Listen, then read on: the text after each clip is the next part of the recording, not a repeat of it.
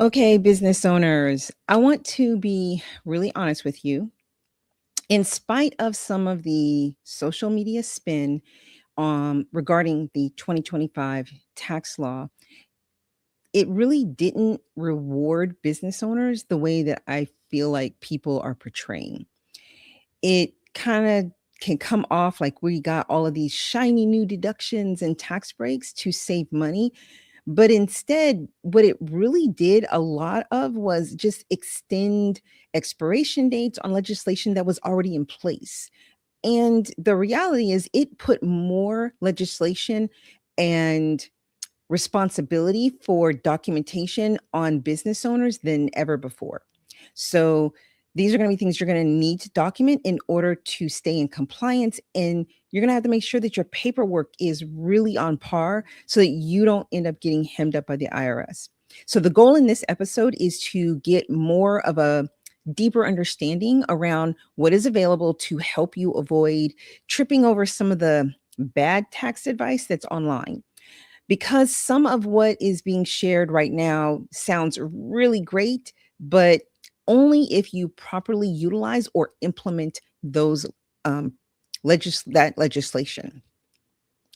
One of the reasons that I wanted to do this series in general was just because there is a lot of bad tax advice online right now. And sometimes we get it wrong by not intentionally giving bad advice, but the fact that the advice is so incomplete or that it's oversimplified or taken out of context, it can cause you to track all these headlines that don't tell you who the rule actually applies to or when you should implement it so that you can get the best out of your situation.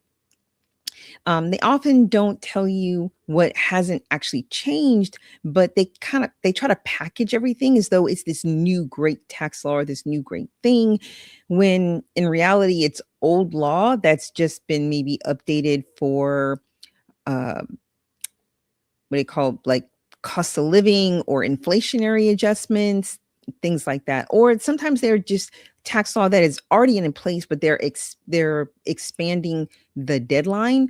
So some legislation might expire over time, but they might expand that so that it doesn't expire in the year that it was originally intended to expire or something like that. But it's not really new tax law, and some of it doesn't help out as much as what I think that some content creators try to portray. So,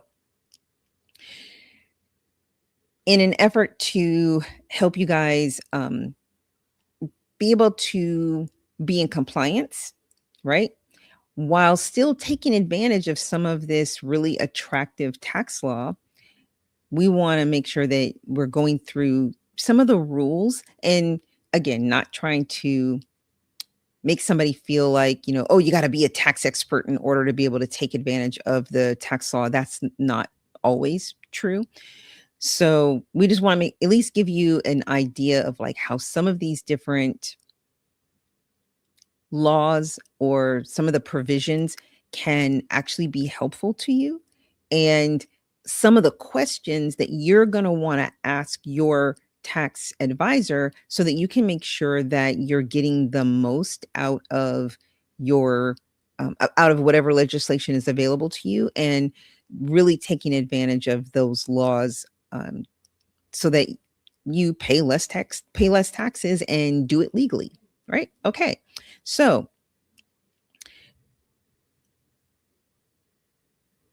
one of the things that where I want to start. Okay, let me get back where I want to start.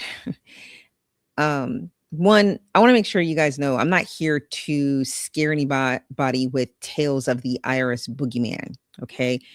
I just want to make sure that you guys implement this stuff or ask the right questions so that it can be implemented in a way that won't actually hurt you or give you the opposite effect of what you're looking for.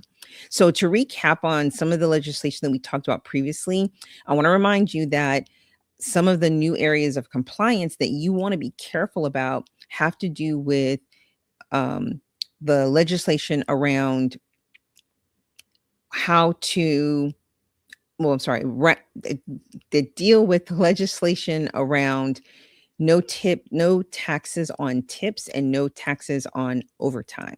So this is one of those laws that it really was put in place to help individual taxpayers, not really business owners. And it actually creates an environment where we have additional compliance requirements and reporting requirements for small businesses than more than we had before. So business owners, by now, you guys really should have already issued your W-2s and your 1099s for the end of the year. Since this is the first year that this particular law has been put in place regarding your W 2 employees, one of the things to know is that because of the shutdown that happened last year and some other obstacles that were put in the way, the IRS didn't get a chance to implement new W 2 forms. So, what that means is that there's some adjustments that we have to make in order to make sure that the employees get the information that they need so that they can um, report the portion of their portion of their income that's not going to be taxable. So tips are going to continue to be put into box 7 on the W-2. So make sure you double check that box. And if your employees have qualified tips, make sure that there is a number in there.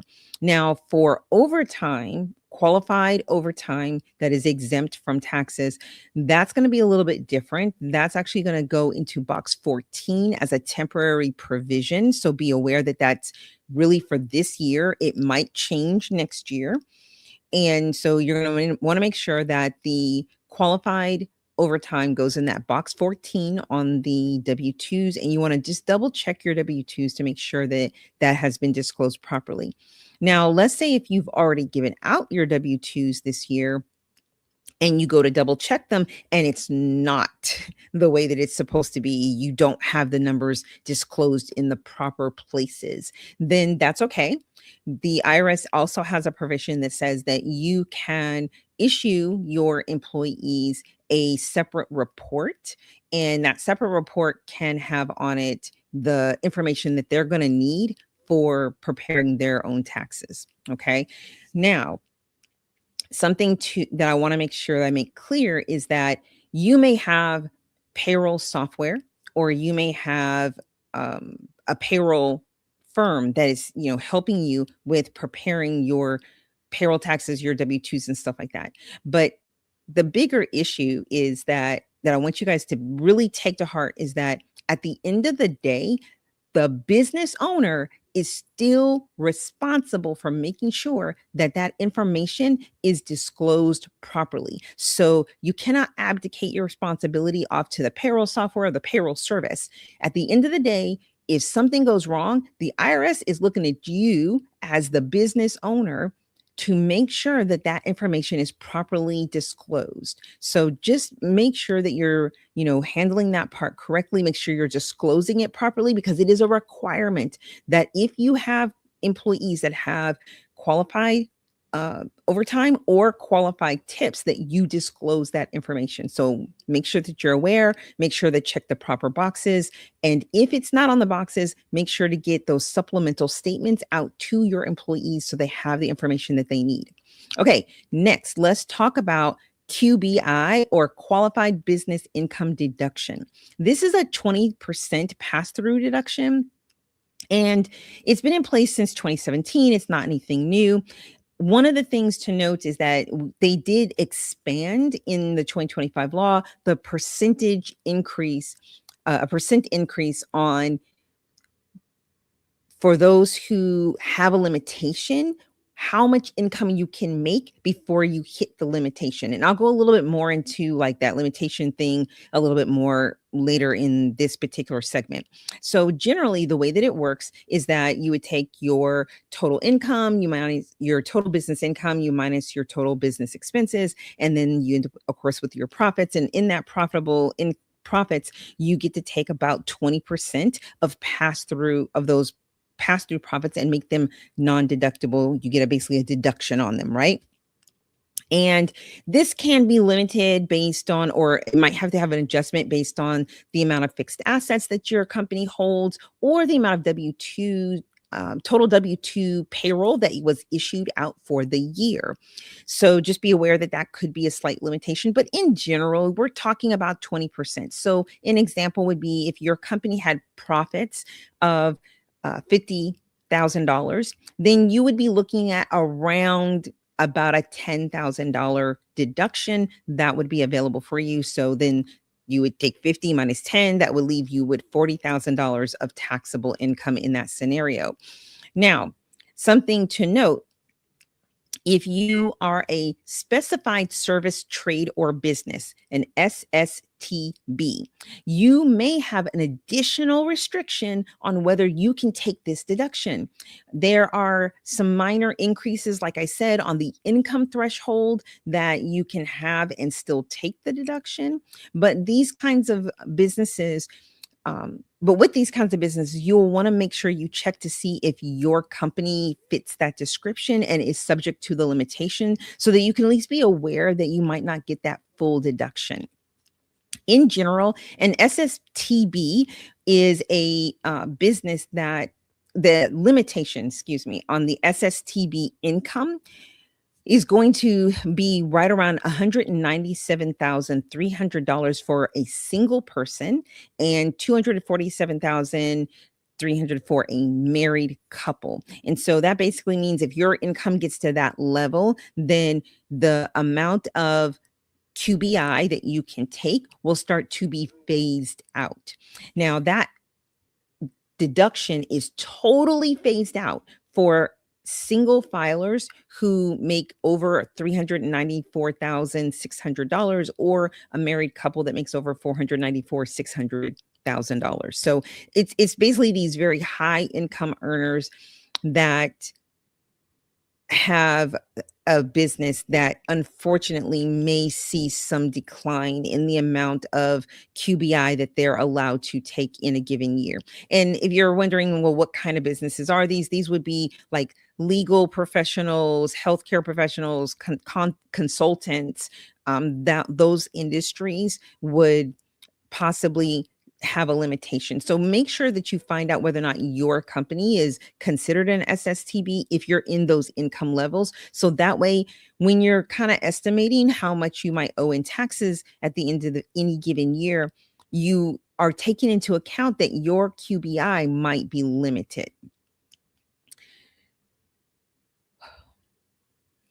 So another item that is on my this is not new list, but it is something that could be helpful to your business is the retirement plan setup and retirement plan funding credits. These credits were originally expanded under the Secure Act of 2.0, which was back in 2022.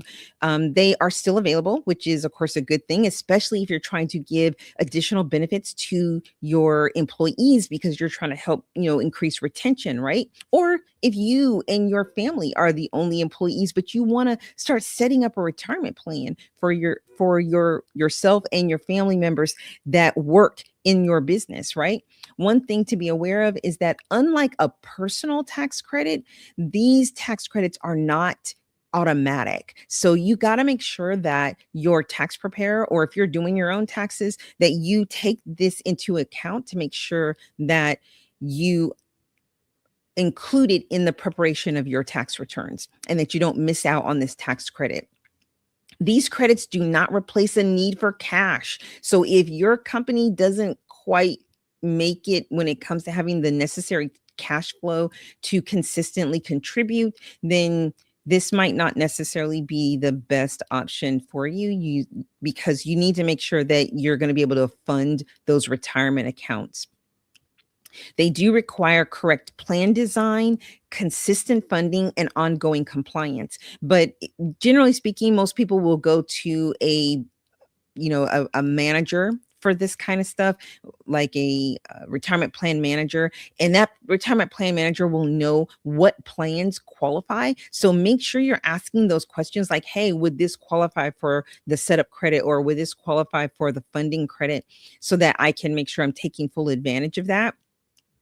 And be aware that whether you do a withholding only plan, which is where basically, the employees can choose to withhold, but you're not giving a match, or if you plan to do a matching program where you're giving some kind of match, a 2, 3, 4% match, whatever, it is that you decide, make sure that the credit is applicable for that type of plan. So with the withholding only plans, there's some credits that are not eligible for if you have that kind of plan. So just be aware that that can be a problem if you're not just being careful and planning that part out properly.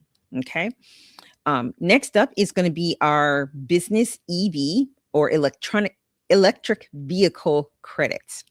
So business EV credits sometimes, unfortunately, can be um, overly simplified. They can also sometimes, people will misinterpret the EV credits. And so you want to make sure that if you want to take advantage of those credits, that you are specific about looking at the rules around what you can and cannot do and still qualify for that credit.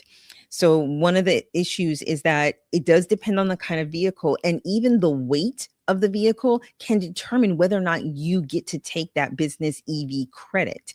So the details are really, really important because the rules to qualify for these credits can be pretty strict. A lot of service-based industry clients are not going to be a lot of service-based industry business owners are not going to qualify for this particular credit, so it won't necessarily be a win for them. But the biggest issue around this tax credit and where people get it snatched from underneath them is when they have poor documentation, and it will cause them to lose their credit. So buying a vehicle that qualifies for the tax credit without planning first, buying a vehicle so that you can take that tax credit without planning properly, making sure that you're getting the right kind of vehicle, one that qualifies and all that kind of business, those things, can almost ensure that you miss out on this deduction strictly because you didn't know. So you want to make sure that you make sure your ducks are in a row and that you make sure that you have taken all the different rules into account.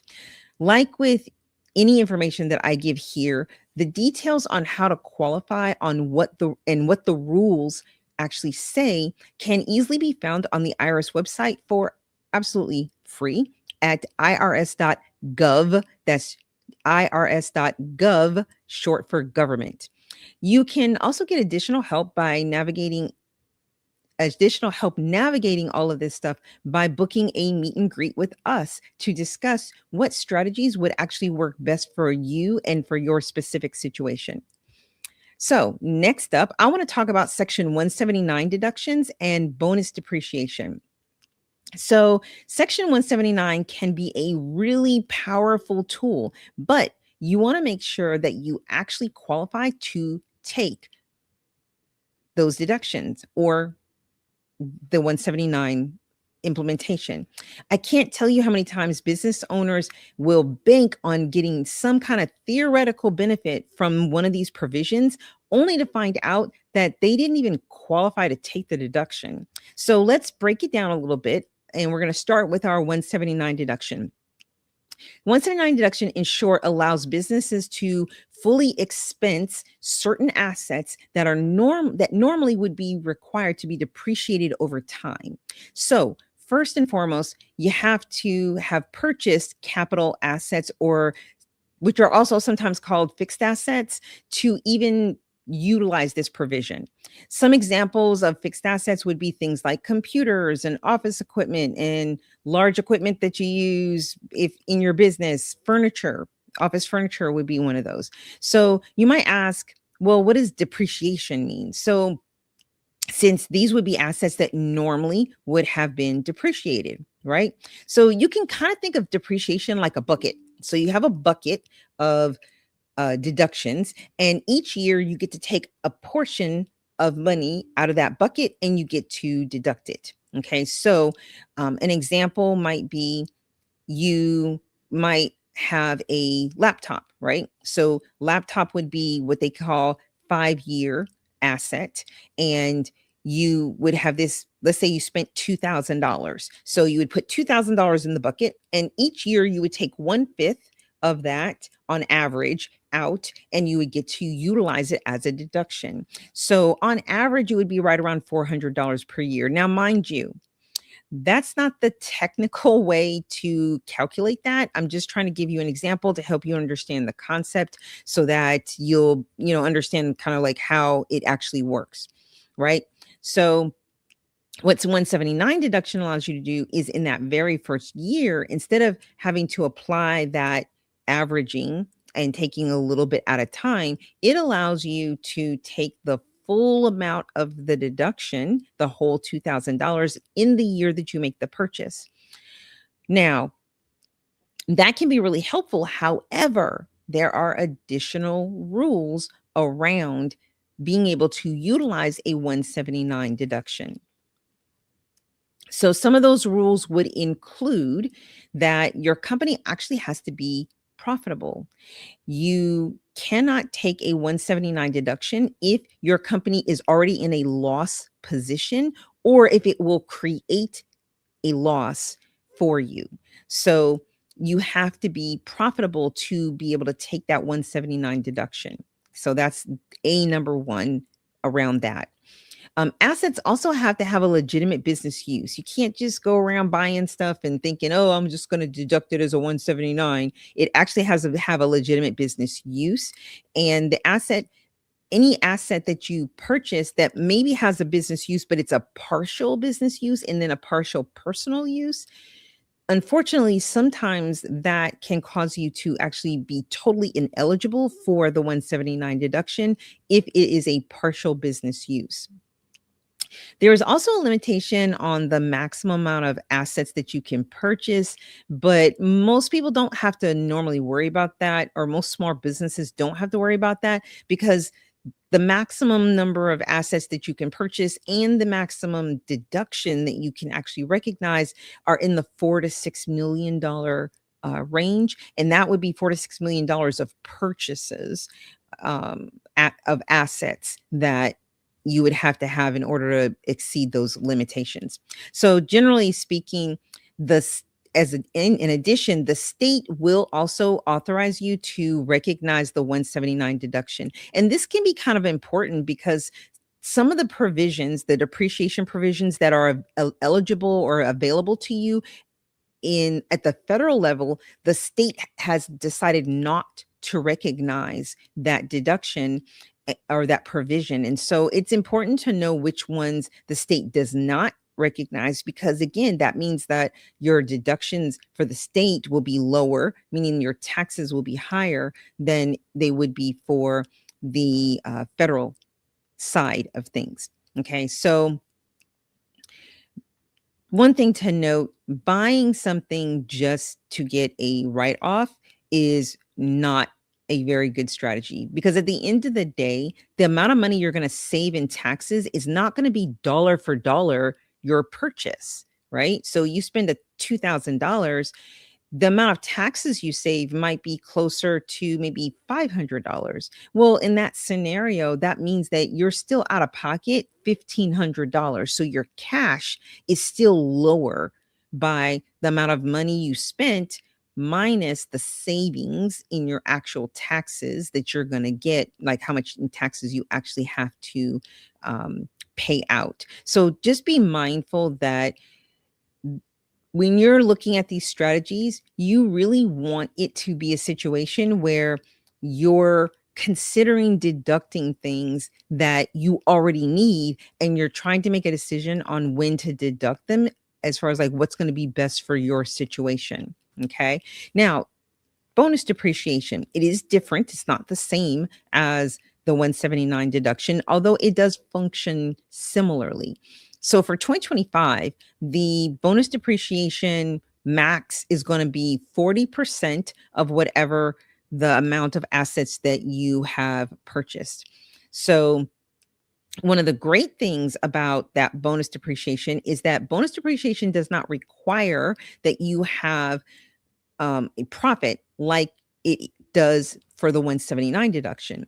The one of the downsides to bonus depreciation is that a lot of states will not recognize the bonus depreciation provision. They have not adopted it.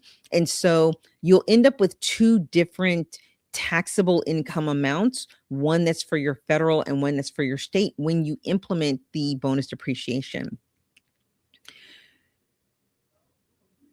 One allowed, excuse me,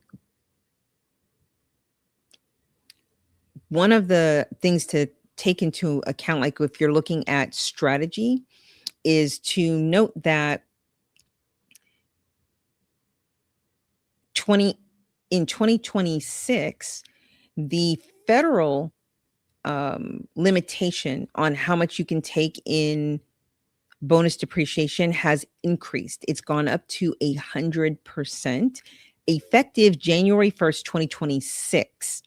So again, so it kind of is going to function like 179 in that you're going to get a full deduction starting in 2026. However, because some of the states, or a lot of the states, most of the states have not adopted the bonus depreciation provision, just note that your taxable income for the state and your taxable income for the Fed are going to be different. And so you're going to have to make sure you're accounting for that when you're thinking about how much in taxes overall that you're going to have to pay.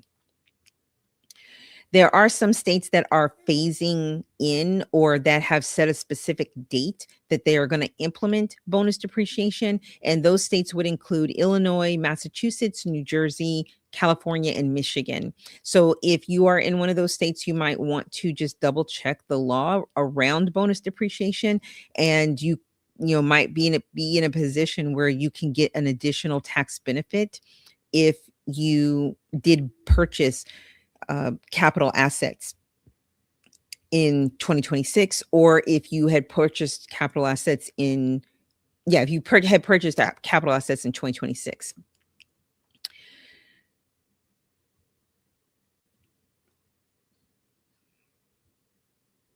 So, but just remember that for 2025, the max bonus depreciation is going to stop at 40%. And so, like in the example that we were talking about earlier, if you had bought a $2,000 laptop, and let's say your business already has a loss, so you can't take the 179 deduction, but you would like to get as much of a deduction as humanly possible, right? So in this case, if you take the 40%, that means in year one, you're going to get a $800 deduction, and then that will be followed by the remaining $1,200 being deducted over 5 years. So that's how that would work. An important note is that in the past, the bonus depreciation was a temporary provision. Well, with the 2025 tax legislation, it did expand that. So not only is it going to expand it so that it goes back up to 100% where it was a few years ago, but in addition to that, it is also going to become it has also become a permanent provision, so that there will no longer be a phase out on that provision. So like in the past, it would be at 100% and then each year it would go down. That's not going to happen this particular time. So unless Congress actively changes the provision, it will actually not be reduced each year over the next few years.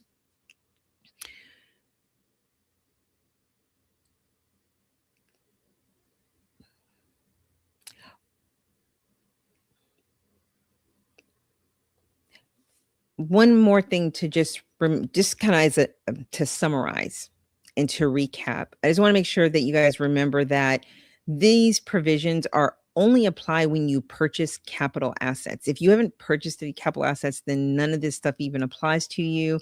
And so just be mindful that, we're talking about things like, again, laptops, office furniture, office equipment, even carpet if you have a rental property, or if you put carpet in your office, your business office, things like that.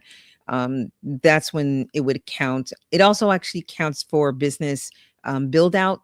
If you have a commercial building, commercial location, you would be able to use some of these provisions. So next up, I want to talk about business interest expense limitation. So I've seen a couple times where there's this trend where they talk about basically using OPM, other people's money, to build your business and to even live off of, and to do it in a strategic way. While the supporters of this strategy, and I will have to admit, I am not necessarily a big fan, while the supporters of this strategy will try to make it sound simple, it is anything but simple. Okay. Um, if this is improperly implemented, or if you recklessly just dive into trying to make it work without wisdom and structure and a system, you could actually end up getting the opposite result and actually triggering more taxes, not having less. One way that this can happen is based on the business interest expense limitation laws. So this is section 163J for anybody who really wants to know. But the point is that it really affects those who have highly leveraged their companies, or basically have a lot of debt or business debt, and those who are maybe operating at what we call low margins, low income, or maybe even operating at a loss. If a business doesn't have sufficient taxable income as defined by this regulation, some of the interest expense may not be deductible in the year that it was paid, essentially making more of your income taxable, which means that you'll end up with higher taxes. Evaluating the possibility of this is especially important for businesses that borrow aggressively. Another way to um, Another way that living off of loans, whether it's your business living off of it or your personally, that it can bite into your company and give you more, is when you bite in, is when your company is issuing distributions to your owners, and those distributions to the owners are in excess of the actual income that the company is making. So just to clarify, generally speaking, a business should really only be sending out distributions to the owners based on actual profits. Okay. So if you have profits, then you issue distributions. If you don't have profits, then you technically wouldn't give out distributions. However, sometimes what ends up happening is the owners end up giving out distributions to themselves based on the money that is actually in the bank, not necessarily the profits. And this can happen especially when there is a lot of debt that the company is engaged in. Okay. So business owners that take distributions, this could result in the owner essentially borrowing from the company, is the way that this can look to the IRS. These kinds of loans and borrowing from the company can end up requiring interest income to be recognized by the company and taxed, even if the owner is not paying the funds back and not paying back the money based on an interest bearing loan. There actually can be a requirement to do what they call impute interest because of the way that the money is functioning, and because the company is essentially playing the middleman as for debt, because it doesn't have actually enough profits to distribute to the owner, but it has cash because of the debt that it has on its accounts.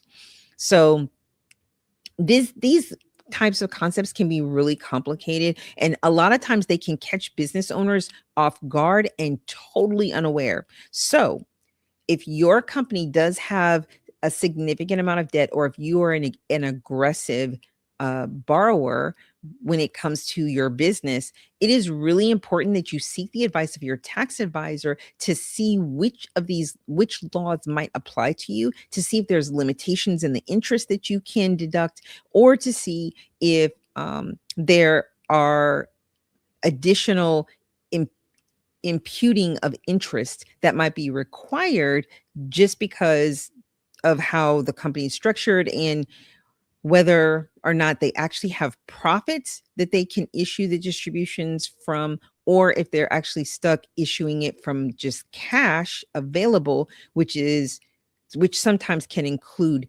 debt that the company has. So, very last thing that I wanted to talk about today is around the possibility of being audited, and the IRS coming, quote unquote, coming after you, as people would say. Again, I'm not going to get into um, fear mongering or trying to tell people about how, the IRS boogeyman is going to come get you. Because the truth is, if we're being honest, is that the IRS, the likelihood of the IRS knocking on your door and auditing you is less than 1/4 of 1% to maybe half of 1%. So, on average, you know, that's about maybe one out of every 250 to 400 taxpayers that actually gets audited. When you average it out, it actually ends up being less than 1/3 of 1% of taxpayers that get audited. The most common kind of audit is what we call a paper audit, or is also called a correspondence audit. And these kinds of audits make up somewhere between 75 to 85% of all audits that occur. And basically, what these are love letters from the IRS strongly requesting that you provide additional proof or substantiation for something that you have claimed on your taxes. On average, about 500,000 or so correspondence audits are issued every year, a little bit more than 500,000.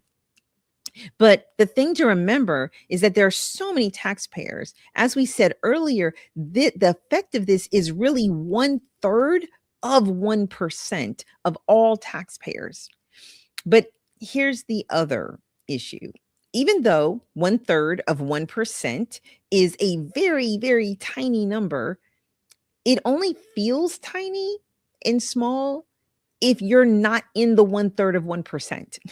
If you're in the 1/3 of 1%, that number feels huge.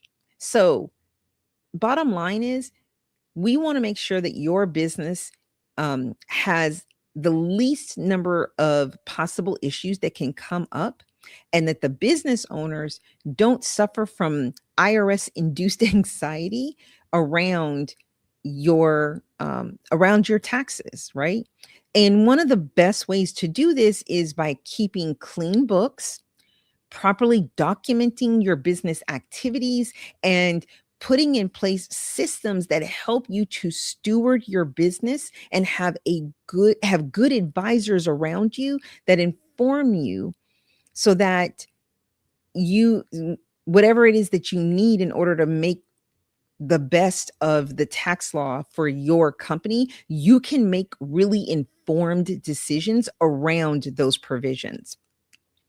That way, if the IRS comes knocking at your door and asking you for additional information or for substantiation, you can simply give them their copies of your records and send them on their merry way, and knowing that the deductions that you have are airtight and defendable.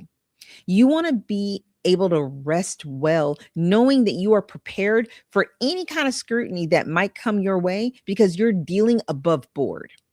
If you are looking for affordable accounting software to help you with this tracking and getting your stuff organized, our vendor of choice, the one that we recommend the most, is going to be Xero accounting software. That's Xero. I'll say that again, Xero, Xero accounting software. You can check out their website at xero.com.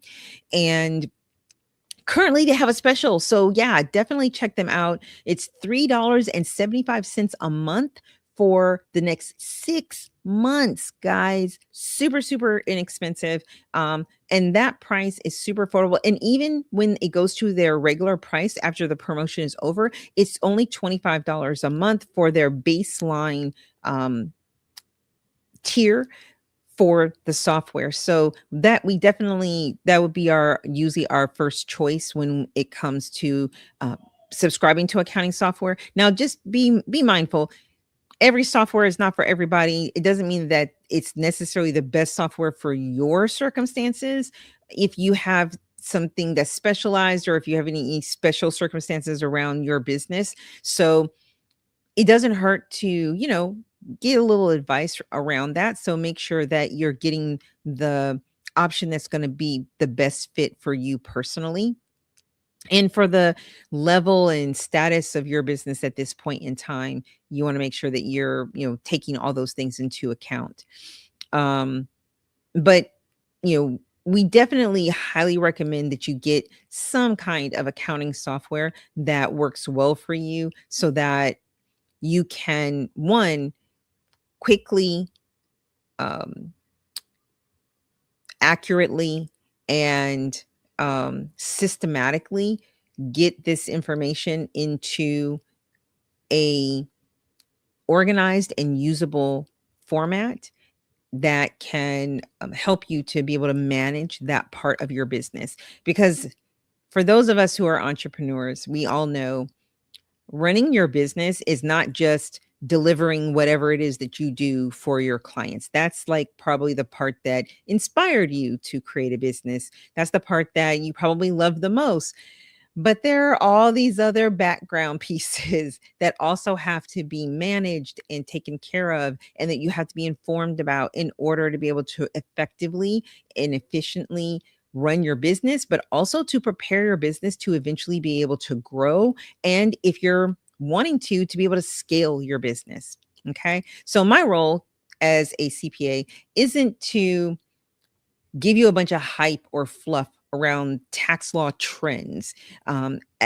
As beneficial as our goal is, really to help you to see how beneficial some of them are and how they can help you. It's to help business owners like you understand what applies to you, and to consider all of the different aspects of the provision that may or may not be in your best interest, so that you can evaluate where the real benefits and real risks are. If something sounds too good, guys, a lot of times that means that it is. So, especially when it comes to tax law, make sure you're doing your research and knowing more about how these things work. Like, again, not trying to make you into a tax professional, but this stuff really does apply to your business. And at the end of the day, you guys have to make the bottom line decisions around what's going to be best for you and for your business, for your staff, and for your clients, right? So, if you want to talk through any of this stuff and see how maybe the tax laws apply to your business and to your specific situation, schedule a meet and greet using the link below in our description or in the bio. Let us sit down and talk about like what would be beneficial for you, what might not, and then we can make sure that you are getting the most out of whatever tax legislation is available to you.